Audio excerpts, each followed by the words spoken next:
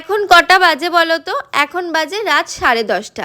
এই সময়টা সবার ডিনার করে ঘুমিয়ে পড়ার সময়, আর এখন আমি বানাচ্ছি হচ্ছে ফ্রেঞ্চ ফ্রাইজ। আমার যখন তখন এরকম উল্টোপাল্টা জিনিস খেতে ইচ্ছা করে, আর আমি কিন্তু একা নই, আমার বাবাও কিন্তু আমার মতন সেম। আমার বাবারও এখন ফ্রেঞ্চ ফ্রাই খাওয়ার ইচ্ছা হচ্ছে। আর আমি ফ্রেঞ্চ ফ্রাই খেতে খুব ভালোবাসি। অনেকে ফ্রেঞ্চ ফ্রাই ঠান্ডা হয়ে গেলে খেতে পারে না, কিন্তু আমাকে ঠান্ডা ফ্রেঞ্চ ফ্রাই দিলেও আমি খেয়ে নেবো। আমি এতটাই ভালোবাসি খেতে, ওই জন্য আমি বাড়িতে সবসময় এরকম রেডিমেড ফ্রেঞ্চ ফ্রাইয়ের প্যাকেট এনে রাখি। আমি জানো তো ভেবেছি বাড়িতে একদিন ফ্রেঞ্চ ফ্রাই বানাবো। আমি ফ্রেঞ্চ ফ্রাই বানানোর প্রসেস পুরো জানি, কিন্তু আমি যেহেতু রান্না বান্না একদমই কিছু জানি না, তো সেই জন্য আমার মা আমার উপরে ভরসা পায় না, ওর জন্য আমাকে বানাতেও দেয় না। আমি যেগুলো খেতে ভালোবাসি, পিৎজা, মোমো, বার্গার, ফ্রেঞ্চ ফ্রাইজ, এগুলোর রেসিপি আমি সবসময় দেখি, কিন্তু আমার আর বানানো হয় না।